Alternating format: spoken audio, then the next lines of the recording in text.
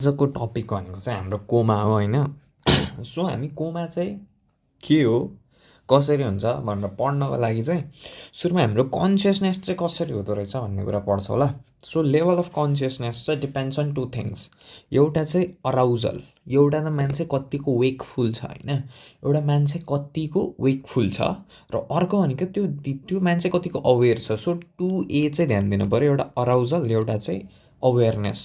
So arousal भनेको एउटा मान्छे कतिको एक्टिभ छ, कतिको उठिरहेछ, कति वेकफुल छ, त्यो चाहिँ हाम्रो डिटरमाइन गर्छ एसेन्डिङ रेटिकुलर एक्टिभेटिङ सिस्टम एआरएएसले हो। सो एउटा मान्छे कतिको उठिरहेछ भन्ने कुरा चाहिँ एआरएएस एसेन्डिङ रेटिकुलर एक्टिभेटिङ सिस्टमले चाहिँ हामीलाई के गर्छ, कन्ट्रोल गरेर राखेको हुन्छ। अर्को भनेको चाहिँ माइन्ड। हाम्रो माइन्डमा के कन्टेन्ट हुन्छ त awareness depends on obviously cerebral cortex हो।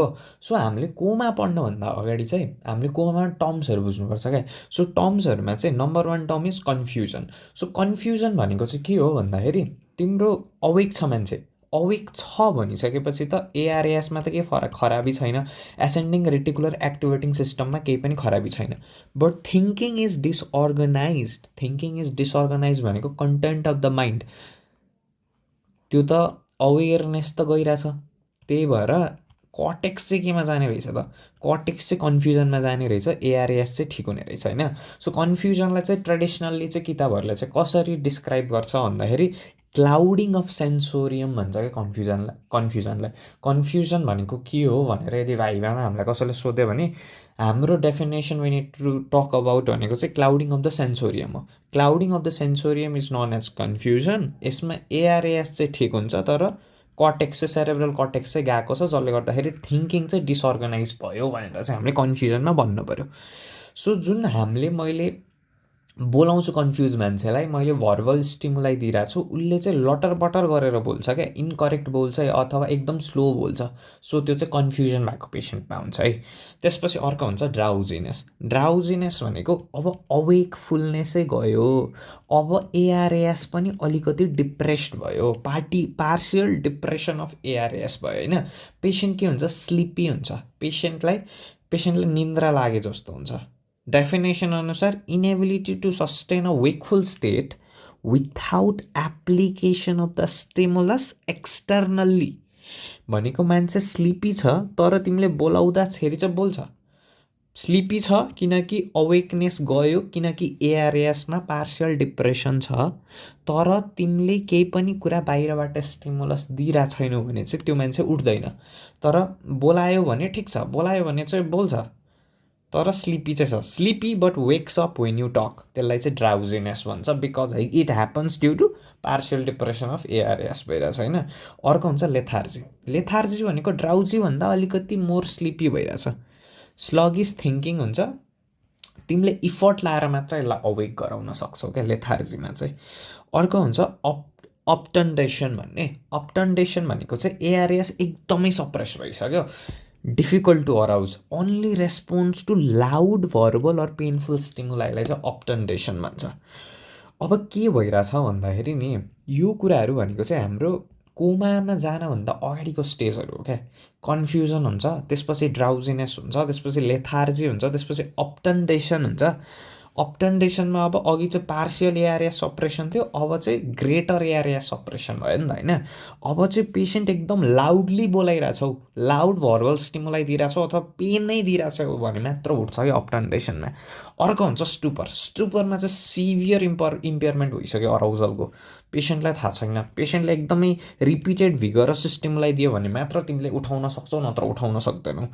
पेनफुल स्टिमुलाई त्यो पनि एकदम स्ट्रङ छ भने मात्र रेस्पोन्स गर्छ, भर्बलमा त रेस्पोन्सै गर्दैन, त्यसलाई हामी के भन्छौँ, स्टुपर भन्छौँ क्या।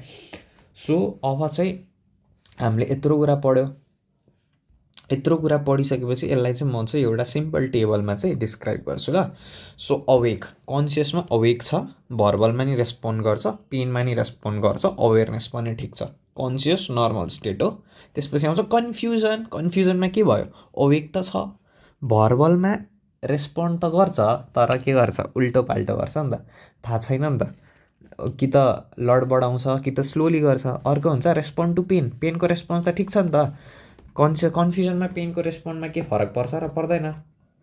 सो यो पनि ठिक छ। अर्को अवेरनेस चाहिँ इम्पेयर्ड हुन्छ कन्फ्युजनमा। अवेरनेस इम्पेयर्ड छ नि त, किनकि सेरेब्रल कर्टेक्स त गयो। सेरेब्रल कर्टेक्स गयो भनेपछि थिङ्किङ डिसओरिएन्टेड छ पेसेन्टको, त्यही भएर कन्फ्युजनमा थिङ्किङ गयो होइन। अब थिङ्किङ जुन सेरेब्रल कर्टेक्स छ नि सबैमा जान्छ क्या। ड्राउजी छ, अवेक हुन्छ कि हुँदैन, अवेक पार्टली अवेक हुन्छ। रेस्पोन्ड टु भर्बल स्टिमुलाई ठिक छ बोलिरहेछ, रेस्पोन्ड टु पेन गर्छ। अवेरनेस अलिकति अघिभन्दा अलिकति अझै घट्यो। लेथार्जीमा झन् मिनिमल। रेस्पोन्ड्स टु भर्बल एकदमै स्लो भर्बल्ली रेस्पोन्ड गर्छ होइन। लेथार्जिक छ नि त, बोल्न गाह्रो भयो नि त होइन। पेनको रेस्पोन्ड नै गर्छ, अवेरनेस झन् घट्यो। अप्टेन्डेसनमा के हुन्छ, एकदम लाउड भोइस अथवा एकदम बाहिरबाट पेन दियो भने मात्र के गर्छ त, रेस्पोन्ड गर्छ नि त। अरू त केही पनि गर्दैन अप्टेन्डेसनमा। सिभियरली हाम्रो अवेरनेस इम्पेयर्ड भएको हुन्छ। स्टुपरमा के हुन्छ, स्टुपरमा चाहिँ अवेक पनि हुँदैन। स्टुपरमा एकदमै भर्बल्ली रेस्पोन्स पनि एकदम कम हुन्छ। पेनमा पनि एकदमै स्ट्रङ पेन छ भने मात्र रेस्पोन्ड गर्छ। अनि त्यसपछि अवेरनेस त अलमोस्ट एब्सेन्टै हुन्छ। सो कोमाभन्दा पहिलाको स्टेज भनेको चाहिँ हाम्रो स्टुपर हो। स्टुपरभन्दा पहिलाको स्टेज अप्टेन्डेसनभन्दा अगाडि लेथार्जिकभन्दा अगाडि ड्राउजीभन्दा अगाडि कन्फ्युजनभन्दा अगाडि कन्सियस। ठिक छ, यति चाहिँ हुन्छ। सो एकचोटि राम्ररी पढ्यो भने आइहाल्छ कुरा। अब आउँछ हामी कोमामा। कोमा हो चाहिँ के त।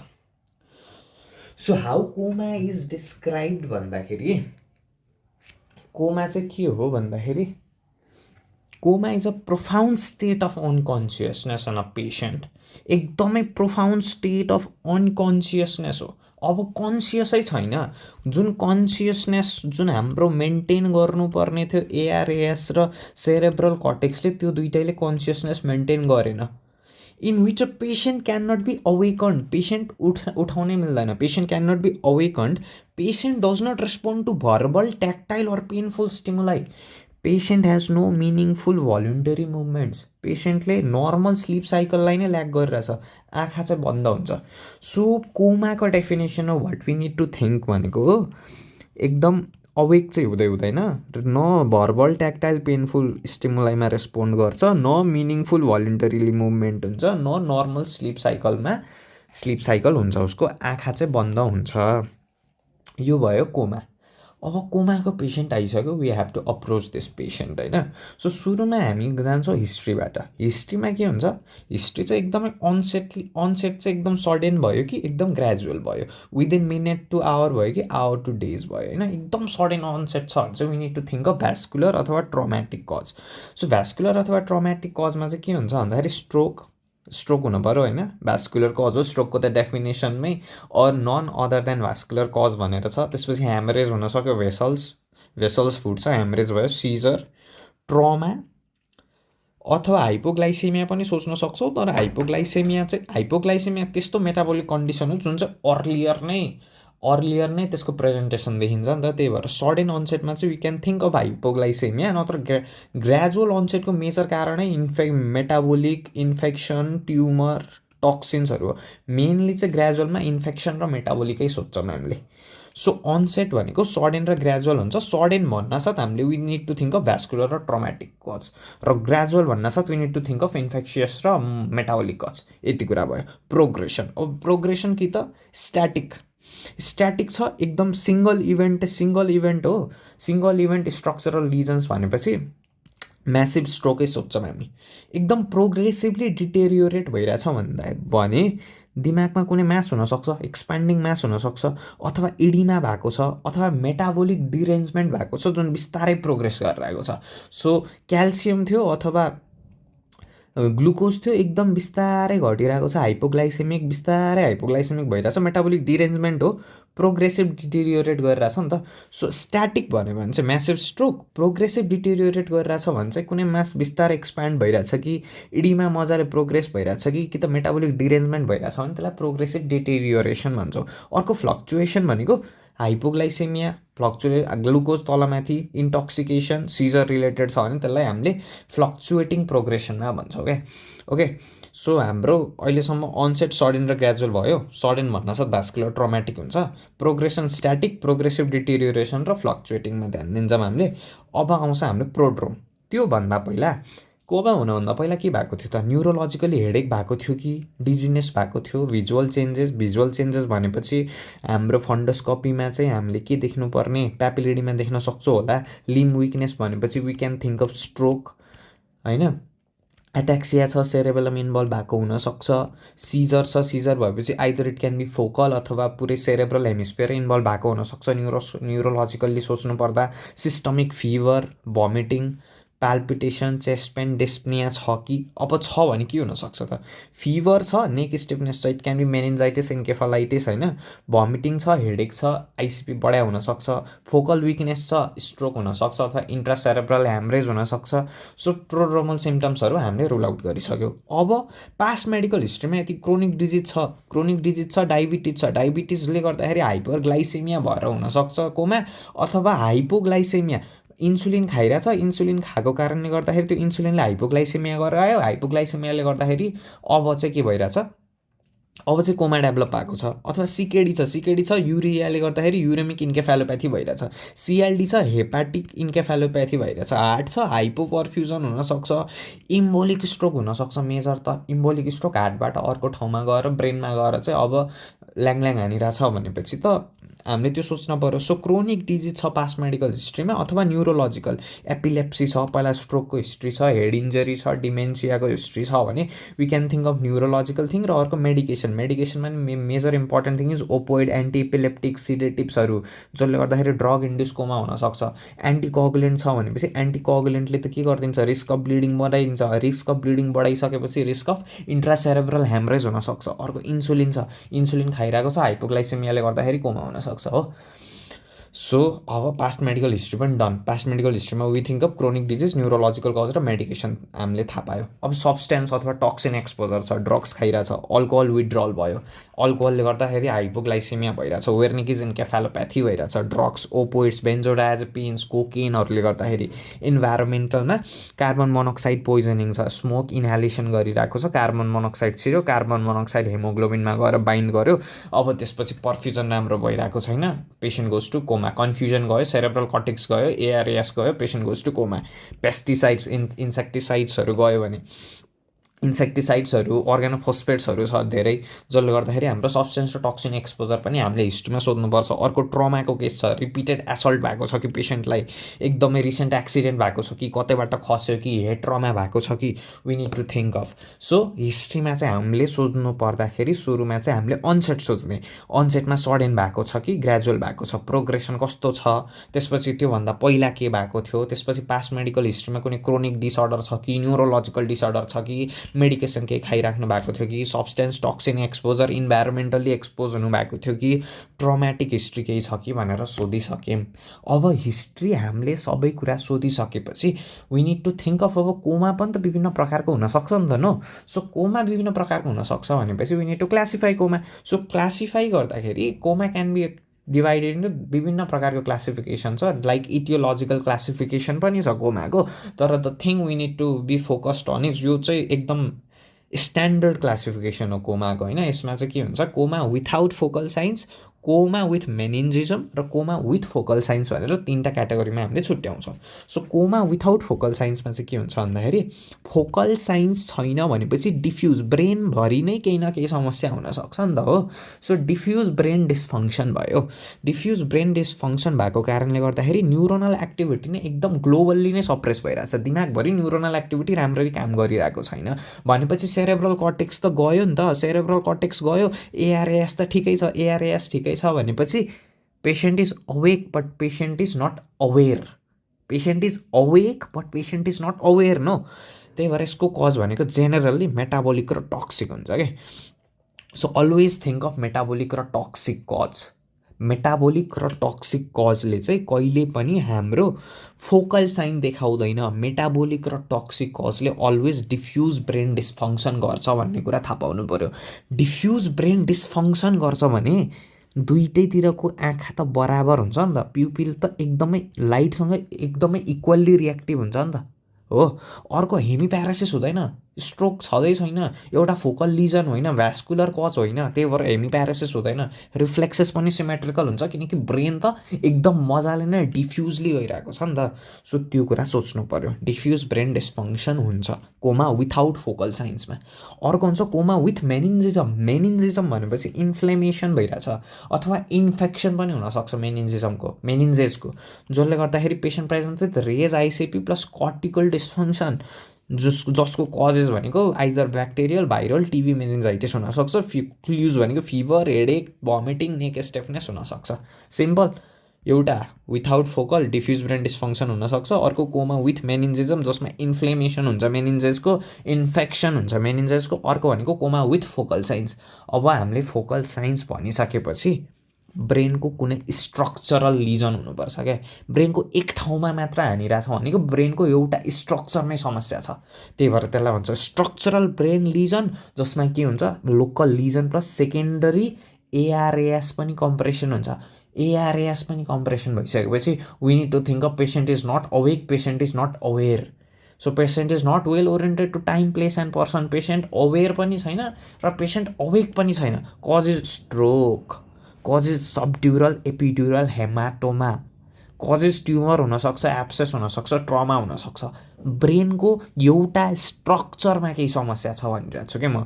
त्यही भएर त्यो स्ट्रक्चरमा आइदर इट क्यान बी मेनिन्जियोमा हुनसक्छ, ट्युमर हुनसक्छ नि त होइन, एस्ट्रोसाइटोमा हुनसक्छ, ट्रमा हुनसक्छ। सो एक्जामिनेसनमा के हुन्छ, स्ट्रोक छ भनेपछि हेमिप्यारेसिस भयो। स्ट्रोक छ जहिले पनि क्रेनियल नर्भ 7 त जान्छ, अरू क्रेनियल नर्भ्सहरू पनि हुनसक्छ नि डिपेन्डिङ अपन द स्ट्रक्चर जुन इन्भल्भ छ। सो क्रेनियल नर्भ पाल्सी हुनसक्छ। अर्को भनेको असिमेट्रिक प्युपिल्स हुन्छ। असिमेट्रिक प्युपिल्स हुन्छ किनकि लोकल लिजन हो नि त, लोकल लिजन भएको कारणले गर्दाखेरि असिमेट्रिक प्युपिल हुन्छ। डिफ्युज लिजन भएको भए pupil would have been equal and reactive, asymmetric pupil हुन्छ। पोस्चर एबनर्मल हुनसक्छ। त्यही भएर स्ट्रक्चरल ब्रेन लिजनमा we always need to think of CT scan त गर्ने नै गर्ने हो। सो पहिला अब हिस्ट्री लिइसकेपछि we are classifying coma. So coma classification are of 3 types, either it can be due to without focal signs, either with coma with meningism, र either coma with focal signs. Coma with focal signs भन्यो भने चाहिँ we need to think of structural brain lesion. Coma with meningism भयो भने we need to think of infections. अनि coma without focal sign भन्यो भने we need to think of metabolic र toxic cause हो। सो यसपछि आउँछ अब यति भइसकेपछि we need to examine the patient, right. अब एक्जामिन गर्दाखेरि हामीले के याद गर्नुपर्छ भन्दाखेरि पोस्चर हेर्ने, ब्रिदिङ प्याटर्न हेर्ने, लेभल अफ कन्सियसनेस हेर्ने, प्युपिल एक्जामिन गर्नु पऱ्यो, ब्रेन स्टिम रिफ्लेक्सेस ठिक छ कि छैन, मोटर एक्जामिनेसन ठिक छ कि छैन, मेनिन्जियल साइन कस्तो छ, fundus examination, systemic examination, we are going one by one होइन। अब पोस्चरमा के हुन्छ त, पोस्चरमा पेसेन्ट एकदमै कम्प्लिटली चलि नै रहेको छैन भनेपछि पेसेन्ट डिप कोमामा छ। पेसेन्ट तडपिरहेछ, रेस्टलेस छ भनेपछि it can be due to metabolic or toxic cause. Abnormal posturing छ भने चाहिँ we need to think of brain stem चाहिँ इन्भल्भ भइसक्यो अब हो। यहाँसम्म ठिक, पोस्चर डन। अब आउँछ ब्रिदिङ प्याटर्न। पेसेन्टको ब्रिदिङ प्याटर्न पनि डिफ्रेन्ट हुनसक्छ। पेसेन्टको ब्रिदिङ प्याटर्न डिफ्रेन्ट हुनु भनेको it can be Cheyne Stokes breathing, अथवा एप्नेस्टिक हुनसक्छ पेसेन्ट, अथवा एट्याक्सिक हुनसक्छ, अथवा सेन्ट्रल न्युरोजेनिक हाइपर भेन्टिलेसन पनि भन्छौँ, जुन चाहिँ हाम्रो मिड ब्रेनमा केही भयो भने लोकलाइज गर्ने ऊ हो। सो चाइन स्टोक ब्रिदिङ भनेको चाहिँ के हो भन्दाखेरि एकदमै पेसेन्ट चाहिँ के हुन्छ भन्दाखेरि साइक्लिक ब्रिदिङ प्याटर्न हुन्छ, जसमा एकदमै ग्रेजुअल्ली इन्क्रिजिङ टाइडल भल्युम हुन्छ अनि ग्रेजुअल्ली डिक्रिजिङ टाइडल भल्युम हुन्छ क्या। सो क्रेसेन्डो डिक्रेसेन्डो अनि एकछिन रोकिन्छ, एप्निया हुन्छ, त्यसपछि फेरि त्यही हुन्छ क्या। सो यसलाई हामीले काइन्स्टोक्स ब्रिदिङ भन्छौँ। काइन्स्टोक ब्रिदिङमा चाहिँ जेनरल काइन्स्टोक ब्रिदिङ गरिरहेछ भने पेसेन्ट बाइलेटरल दुईवटा हेमिस्फियर चाहिँ इन्भल्भ भएको छ भनेर हामीले बुझ्छौँ। एप्नेस्टिक छ भनेपछि त हाम्रो पोन्समा त हाम्रो ऊ सेन्टर हुन्छ नि त, रेस्पिरेटरी सेन्टर हुन्छ नि त। सो एप्नेस्टिक छ भने पोन्स गयो भनेर बुझ्ने। एट्याक्सिक छ भने चाहिँ हामीले मेडुला गएको छ भनेर बुझ्ने। अर्को भनेको सेन्ट्रल न्युरोजेनिक हाइपर भेन्टिलेसन, एकदम धेरै हाइपर भेन्टिलेसन गरिरहेछ भने हामीले मिड ब्रेन गयो भनेर बुझ्ने। यो नर्मल्ली टेबल हो, याद राख्नुपर्छ भन्ने कुरा हो। अर्को हुन्छ अब मेन थिङ, कन्सियसनेस कति, कन्सियसनेसको लेभल कति छ त। कन्सियसनेसको लेभल हामीले हेर्नको लागि ग्लासको कोमा स्केल हेर्छौँ। नर्मल्ली बेड साइडमा हेर्ने भनेको अर्को स्केलहरू पनि छ, एबिपियु स्केल हुन्छ। एबिपियु स्केल भनेको अलर्टनेस, अर्को भी भनेको भर्बल स्टिमुलाई, अर्को पी भनेको पेनफुल स्टिमुलाई, पेन, अनि यु भनेको अनरेस्पोन्सिभ। बेड साइडली चाहिँ हामीले हेर्ने छिटछिटोमा यसरी हेर्न मिल्छ। तर ग्लासको कोमा स्केलमा चाहिँ डिपेन्ड्स अन इभिएम। ई भनेको आई ओपनिङ, भी भनेको भर्मल रेस्पोन्स, एम भनेको मोटर रेस्पोन्स।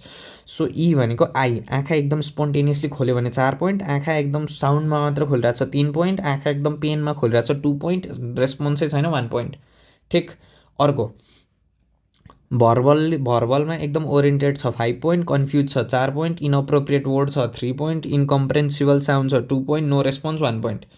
मोटर रेस्पोन्समा जे भनिरहेछ गरिरहेछ, अवे गरिरहेछ कमान्ड 6 पोइन्ट, लोकलाइज गर्न सकिरहेछ पेन 5 पोइन्ट, विथड्र गर्न सकिरहेछ पेन 4 पोइन्ट, एबनर्मल फ्लेक्सन गर्छ पेनलाई डिकर्टिकेट लिजन र डिसेरिब्रेट लिजन भन्ने हुन्छ। यो चाहिँ म अहिले पछि पढाउँछु। र नो रेस्पोन्स भन्ने हुन्छ। सो म्याक्सिममको पोइन्ट 15, मिनिममको पोइन्ट त 3 हुन्छ। केही पनि नगरे नि 1 1 1, नो रेस्पोन्समा नि 1 1 1 त छ नि त। सो ग्लासको कोमा स्केल चाहिँ कहिले पनि 0 हुँदैन। यो पनि भाइभा क्वेसन हो, यो पनि इम्पोर्टेन्ट छ। फेरि ग्लासको कोमा स्केल लोएस्ट कति हुन्छ भन्दा 0 भन्यो भने आलु खाएर हिँड्छ। सो मिनिमम भनेको 3 हो, म्याक्सिमम भनेको 15 हो। र ग्लासको कोमा स्केल 8 भन्दा कम अथवा लेस भयो भने चाहिँ कोमा हुन्छ भन्ने कुरा बुझ्नु पऱ्यो। ठिक। Level of consciousness done. अब पिपुलरी एक्जामिनेसन गर्ने। पिपुलरी एक्जामिनेसन गर्दाखेरि तिम्रो पिन पोइन्ट पिपिल छ भने चाहिँ हाम्रो ओपोइडले गर्दाखेरि भएको भन्ने। डाइलेटेड छ, डाइलेटेड पिपिल छ भने it is due to uncal herniation. र असिमेट्रिक छ भनेपछि त मैले अघि नै भनिसकेको थिएँ, सिमेट्रिकल स्ट्रक्चरल लिजनले गर्दाखेरि हुन्छ। सिमेट्रिकल छ भने त हाम्रो कोमा विथाउट फोकल लिजन्स भयो है। सो पिन पोइन्ट पिपिल चाहिँ ओपोइडले गर्दाखेरि हुन्छ, डाइलेटेड फिक्स चाहिँ हाम्रो अङ्कल हर्निएसनले गर्दाखेरि हुन्छ, र असिमेट्रिक भनेको हाम्रो स्ट्रक्चरल लिजनले गर्दाखेरि हुन्छ। अब अर्को हेर्ने भनेको ब्रेन स्टेम रिफ्लेक्सेस हो क्या। ब्रेन स्टेम रिफ्लेक्सेसमा 3टा रिफ्लेक्सेस हेर्नुपर्छ जेनरली। अर्को ग्याग रिफ्लेक्सहरू पनि भन्छ, तर three reflexes are enough. Corneal रिफ्लेक्सेसले पोन्सलाई टेस्ट गर्छ, अकुलोसेफालिक रिफ्लेक्सले मिड ब्रेन र पोन्सलाई टेस्ट गर्छ, र अकुलो भेस्टिबुलर रिफ्लेक्स चाहिँ एकदमै most powerful brain stem reflex हो जुन चाहिँ टेस्ट गर्न मिल्छ। सो त्यसपछि हामीले टेस्ट गर्ने भनेको ब्रेन स्टेम रिफ्लेक्सेसले काम गरिरहेछ कि छैन। अर्को आउँछ हाम्रो motor system. Motor system examine गर्ने बेलामा हामीले पोस्चर हेर्छौँ, र पोस्चर हेर्ने बेलामा हामीले 2टा कुरा हेर्नुपर्छ। आइदर इट इज डिकर्टिकेट रिजिडिटी अथवा डिसेरिब्रेट रिजिडिटी भनेर। सो डिकर्टिकेट अथवा डिसेरिब्रेट रिजिडिटी भनेको हो चाहिँ के त? सो यो कुरा चाहिँ एकदमै इम्पोर्टेन्ट कुरा हो, एकदमै इम्पोर्टेन्ट कुरा हो। यो कुरा चाहिँ बुझ्नैपर्छ। सो हाम्रो बडीमा मैले यो कर्टेक्स बनाएँ होइन, यहाँ हुन्छ एउटा रेड न्युक्लियस भन्ने। यो 2टा जुन न्युक्लियस देखिरहेको छ यसलाई रेड न्युक्लियस भन्छ, र यो 2टा जुन यस्तो न्युक्लियस देखिरहेको छ नि यसलाई भेस्टिबुलर न्युक्लियस भन्छ। सो बडीमा हामीले याद राख्नुपर्ने 2टा न्युक्लियस छ, एउटा रातो न्युक्लियस रेड न्युक्लियस, अर्को भेस्टिबुलर न्युक्लियस बी जस्तो भेस्टिबुलर न्युक्लियस छ हो। सो रेड न्युक्लियसले चाहिँ के गरिदिन्छ भन्दाखेरि, रेड न्युक्लियसको काम भनेको चाहिँ फ्लेक्सन हो क्या। के को फ्लेक्सन? अप्पर लिम्बको फ्लेक्सन। अप्पर लिम्बलाई फ्लेक्स गराउने काम भनेको रेड न्युक्लियसको हो। नम्बर 1 कुरा बुझ्नुपर्ने कुरा। नम्बर 2 कुरा, भेस्टिबुलर न्युक्लियसले चाहिँ लोअर लिम्बलाई एक्सटेन्ड गराएर राख्ने काम गर्छ क्या। ठिक। यहाँसम्म केही पनि समस्या छैन हो। अब मैले के भन्छु त? अब भन्ने कुरा एकदम ध्यान दिएर सुनौँ है। सो 2टा कुरा हुन्छ, एउटा डिकर्टिकेट रिजिडिटी हुन्छ, एउटा डिसेरिब्रेट रिजिडिटी हुन्छ।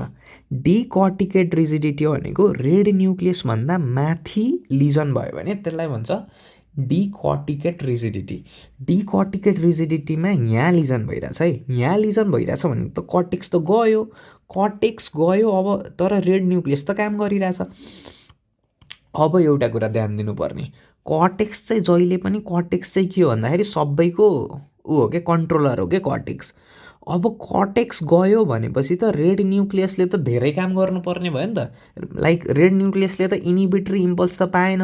रेड न्युक्लियसको बाबा त कर्टेक्स हो नि त। अब बाबा हुनु भएन भनेपछि त छोरा त खेल्न गइहाल्छ। सो कर्टेक्स गयो भनेपछि चाहिँ रेड न्युक्लियस धेरै काम गर्छ क्या। सो रेड न्युक्लियसको काम के थियो? फ्लेक्सन थियो अप्पर लिम्सको। अब फ्लेक्सन के हुन्छ त? ओभर फ्लेक्सन हुन्छ नि त। सो अप्पर लिम्बको ओभर फ्लेक्सन छ, र एक्सटेन्सन त हाम्रो भेस्टिबुलर न्युक्लियसले के भएको छैन नि त। सो एक्सटेन्सन त ठिकै छ, extension of the lower limbs. So over extension पनि भयो नि त, किनकि भेस्टिबुलर न्युक्लियस पनि त हो नि त, भेस्टिबुलर न्युक्लियसलाई पनि त इनिबिटरी इम्पल्स त आएको छैन। त्यही भएर over flexion of the hands, over extension of the lower limbs, त्यसलाई चाहिँ हामीले के भन्छौँ, डिकर्टिकेट रिजिडिटी भन्छौँ क्या। डिकर्टिकेट रिजिडिटीमा के भयो, कर्टेक्स गयो तर रेड न्युक्लियस त ठिक छ। रेड न्युक्लियस ठिक छ भनिसकेपछि ओभर फ्लेक्सन भयो ह्यान्डको र ओभर एक्सटेन्सन भयो लोवर लिम्बको, यसलाई भन्छ डिकर्टिकेट रिजिडिटी। अर्को हुन्छ डिसेरेब्रेट रिजिडिटी। डिसेरेब्रेट रिजिडिटी चाहिँ कहाँ हुन्छ भन्दाखेरि, डिसेरेब्रेट रिजिडिटीमा चाहिँ अब कर्टेक्स पनि गयो, रेड न्युक्लियस पनि गयो। रेड न्युक्लियसको काम के थियो, फ्लेक्सन थियो अप्पर लिम्बको, भनेपछि अब रेड न्युक्लियस छैन भनेपछि फ्लेक्सन हुन्छ हुँदैन, भनेपछि सबै आर्म के हुने भयो, एक्सटेन्डेड हुने भयो, र सबै आर्म के हुने भयो, हाइपर एक्सटेन्डेड हुने भयो, किनकि कर्टेक्सले त इनिबिटरी सिग्नल दिइरहेको छैन, रेड न्युक्लियसले काम गरिरहेको छैन, भनेपछि फ्लेक्सन हुँदैन, कर्टेक्सले इनिबिसन दिएको छैन भनेपछि भेस्टिबुलर न्युक्लियसले धेरै काम गर्ने भयो, भनेपछि हाइपर एक्सटेन्सन हुने भयो लोवर लिम्बको, माथिको पनि एक्सटेन्सनै हुन्छ। त्यही भएर all limbs are extended because no flexor component is present as red nucleus does not work.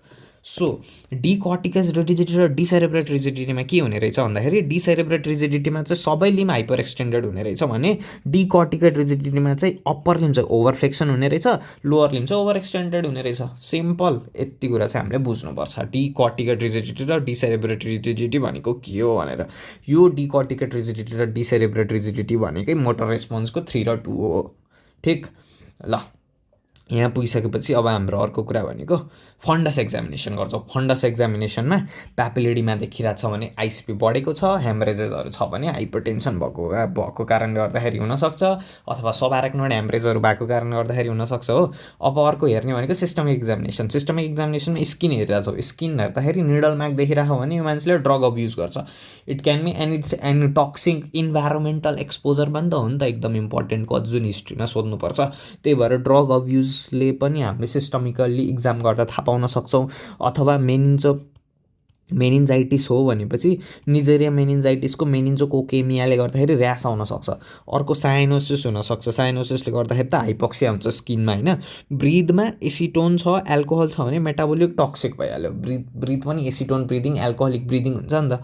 अर्को भनेको एब्डोमेन चेक गर्दाखेरि हेपाटोस्प्लेनोमेगाली छ भने it can suggest us hepatic encephalopathy, right. So यति भइसकेपछि हामीले गऱ्यो, हाम्रो सबै एक्जामिनेसन गऱ्यो, पोस्चर पनि हेऱ्यो, ब्रिदिङ प्याटर्न पनि हेऱ्यो, लेभल अफ कन्सियसनेस ग्लासको कोमा स्केलले हेऱ्यो, पिपिल एक्जामिनेसन हाम्रो पिन पोइन्ट छ कि असिमेट्रिक छ कि हेऱ्यो, ब्रेन स्टिम रिफ्लेक्सेसले 3टा रिफ्लेक्सेस हुन्छ, 3टा ठाउँ लोकलाइज गऱ्यो। मोटर सिस्टम एक्जामिनेसनमा हामीले हेर्ने भनेको डिसेरेब्रेट र डिकर्टिकेट रिजिडिटी हो, मेनिन्जियल साइन हेर्छौँ। अर्को भनेको फन्डस एक्जामिनेसनमा हाम्रो प्यापिलिडीमा छ कि छैन। सिस्टमिक एक्जामिनेसनमा हामीले स्किन हेर्छ, एब्डोमेन हेर्छ, अनि त्यसपछि हामीले हेर्ने भनेको ब्रिथहरू हेर्छ, ठिक। यहाँसम्म भइसकेपछि हामीले इन्भेस्टिगेसन गर्छौँ। अब इन्भेस्टिगेसन बेड साइड छ भने ऱ्यान्डम ब्लड ग्लुकोज त हेर्नै पऱ्यो, किनकि हाइपोग्लाइसेमिया मेटाबोलिक कज हो, ड्रग्सले गर्दाखेरि हुनसक्छ, डायबिटिज क्रोनिकले गर्दाखेरि हुनसक्छ, आरबिएस त हेर्ने, ऱ्यान्डम ब्लड सुगर त हेर्नै पऱ्यो। अर्को एबिजी आर्टेरियल ब्लड ग्यास एनालाइसिस गर्छौँ। अर्को भनेको ल्याब इलेक्ट्रोलाइट्स हेर्ने पऱ्यो, किनकि मेटाबोलिक त एकदम इम्पोर्टेन्ट कज हो कोमाको। अर्को एलएफटी आरएफटी हेर्ने, एलएफटी आरएफटी हेऱ्यो भने के अरे हाम्रो युरेमिक इन्केफेलोप्याथी हो कि हेपाटिक इन्केफेलोप्याथी हो थाहा भइहाल्छ। टक्सिकोलोजी हेर्ने, कुनै पनि ड्रग्सको टक्सिसिटी छ कि अथवा कुनै पनि प्लान्ट एक्सपोजरको टक्सिसिटी छ, इन्भाइरोमेन्टल टक्सिसिटी छ, थाहा हुन्छ। सिबिसी हेर्ने, सिबिसी हेऱ्यो भने पनि अब इट क्यान बी सिबिसी छ, अब प्लेटलेट तलमाथि हुनसक्छ होइन, पुरपुराहरू छ, ऱ्यासहरू छ भने। इमेजिङ सिटी ब्रेन एकदम इम्पोर्टेन्ट। यदि coma with the focal sign छ भने CT brain very important thing to do. अर्को इजी हेर्न सक्छौँ, यदि पेसेन्ट चाहिँ एकदमै स्ट्याटस एपिलेप्टिकसको पनि एउटा स्टेज हुन्छ कि नन कन्भल्जिभ स्ट्याटस एपिलेप्टिकस, यदि आउँदैन भने मेरो स्ट्याटस एपिलेप्टिकस भन्ने भिडियोमा गएर रिभाइज गर्दाखेरि हुन्छ।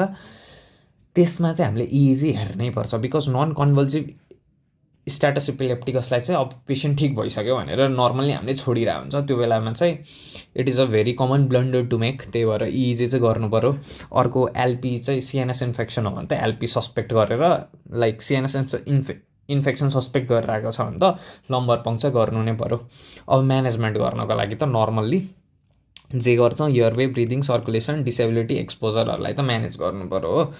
अर्को भनेको चाहिँ के हुन्छ भन्दाखेरि इम्पोर्टेन्ट थिङ एउटा कोमा ककटेल भन्ने छ क्या। कोमा ककटेल भनेको चाहिँ डेक्स्ट्रोज थायमिन र नालोक्सनको के हो कम्बिनेसन हो। सो डेक्स्ट्रोज चाहिँ 50 ml of the 50% dextrose IV हुन्छ। यसले हाइपोग्लाइसेमियालाई प्रिभेन्ट गर्छ। Hypoglycaemia is a cause of coma right. अर्को थायमिन, थायमिनले चाहिँ के गरिदिन्छ भन्दाखेरि वेर्निकेज इन्केफेलोप्याथी हुन्छ नि, वेर्निकेज इन्केफेलोप्याथी जुन हाम्रो एल्कोहलले गर्दाखेरि हुन्छ त्यसलाई चाहिँ घटाइदिन्छ अभियसली। अब थायमिन चाहिँ हामीले डेक्स्ट्रोजभन्दा चाहिँ अगाडि दिनुपर्छ क्या। किन डेक्स्ट्रोजभन्दा अगाडि थायमिन दिनुपर्छ भन्दाखेरि थायमिन भनेको भाइटामिन B1 हो। भाइटामिन B1 भनेको को इन्जाइम हो पाइरुवेट डिहाइड्रोजिनेज र अल्फा किटो ग्लुटारेट डिहाइड्रोजिनेजको, जुन चाहिँ के हुन्छ भन्दाखेरि थायमिन बिना ग्लुकोज मेटाबोलाइज हुँदैन। अब थायमिन छैन भनेपछि ब्रेनको लागि त ग्लुकोज त एक्सेसिभ छ, ब्रेनको लागि ग्लुकोज एक्सेसिभ भनेपछि त ब्रेनले त ग्लुकोज त एक्स्ट्रा मेटाबोलाइज गर्न परिरहेछ। ब्रेनले ग्लुकोज एक्स्ट्रा मेटाबोलाइज गरिसकेपछि त ब्रेनमा त ल्याक्टिक एसिडोसिस हुनसक्ने चान्सेस धेरै छ। सो ल्याक्टिक एसिडोसिस हुनसक्ने चान्स, न्युरोनल इन्जरी हुनसक्ने चान्सेस धेरै हुन्छ यदि मैले डेक्स्ट्रोज चाहिँ सुरुमा दिइनँ भने। त्यही भएर डेक्स्ट्रोज सुरुमा थायमिन दिइनँ भने। सो सुरुमा थायमिन दिएपछि अब मैले डेक्स्ट्रोज चलाएँ भने चाहिँ स्टिल अब ब्रेनलाई त धेरै त मेटाबोलिक लोड परिरहेको छैन नि त, बिकज हाम्रो थायमिन इज अ को इन्जाइम। थायमिनले हेल्प गरिदिरहेको छ ग्लुकोजलाई मेटाबोलाइज गर्नको लागि। सो यदि ग्लुकोज मेटाबोलाइज, थायमिन बिना त ग्लुकोज मेटाबोलाइज हुन ब्रेनलाई एक्स्ट्रा एफर्ट लाग्छ क्या। त्यही भएर चाहिँ हामीले थायमिन चाहिँ always we give before dextrose to prevent the precipitation होइन। थायमिन पहिला दिन्छौँ, त्यसपछि डेक्स्ट्रोज, त्यसपछि नालोक्जोन। नालोक्जोन भनेको 0.4 to 2 mg आइभी, जुन भनेको ओपोइड एन्टागोनिस्ट हो, जसले गर्दाखेरि हाम्रो रेस्पिरेटरी डिप्रेसनलाई चाहिँ रिभर्स गरिदिन्छ। सो हाम्रो यो भइहाल्यो। अर्को भनेको सेकेन्डरी ब्रेन इन्जरी चाहिँ हामीले प्रिभेन्ट गर्नु पऱ्यो। So secondary brain injury prevent गर्नको लागि मेन इम्पोर्टेन्ट थिङ भनेको हाम्रो जति पनि मेटाबोलिक कन्डिसनहरू जुन डिसिलेक्ट्रोनेमियाहरू भइरहेको छ त्यसलाई चाहिँ हामीले करेक्ट गर्नु पऱ्यो। अर्को भनेको cause specific treatment. Cause specific treatment भनेको जस्तो हाइपोग्लाइसेमिया छ अरे, हाइपोग्लाइसेमिया छ भने आइभी डेक्स्ट्रोज दिन्छौँ। अल्कोहल इन्टक्सिकेसन छ भने हामीले थायमिन दिन्छौँ। मेटाबोलिक कोमा छ, इलेक्ट्रोलाइटलाई करेक्ट गर्छौँ। ओपोइडको ओभरडोज छ भने हामीले नालोक्सोन दिन्छौँ। डायबेटिक किटोएसिडोसिस छ भने आइभी फ्लुइड दिने। त्यस्तै हेपाटिक इन्केफेलोप्याथी छ भने ल्याक्टुलोज दिन्छौँ होला। युरेमिया छ भने डायलाइसिस गर्छौँ होला। त्यस्तै हाम्रो जति पनि स्पेसिफिक जुन हाम्रो कजहरू छ नि त्यो कज स्पेसिफिक ट्रिटमेन्टहरू गर्छौँ क्या हामीले। ब्याक्टेरियल मेनिन्जाइटिस छ आइभी एन्टिबायोटिक चलाउँछौँ। भाइरल मेनिन्जाइटिस छ आइभी साइक्लोभिर चलाउँछौँ। त्यस्तै आइभी ट्युबरकुलर मेनिन्जाइटिस छ आइभी एटिटी दिन्छौँ। आइभी एटिटी त होइन, एटिटी र स्टेरोइड दिन्छौँ। त्यसरी नै हामीले जति पनि कजेसहरू छ नि त्यो कजेसहरूलाई चाहिँ हामीले म्यानेज गर्छौँ। कज स्पेसिफिक ट्रिटमेन्ट गरेर चाहिँ हामीले कोमालाई चाहिँ अनि बचाउन सक्छौँ भन्ने कुरा हो। So that is all about coma. एकचोटि एकदम राम्ररी रिभाइज गर, सजिलो छ तर एकदम इम्पोर्टेन्ट टपिक हो।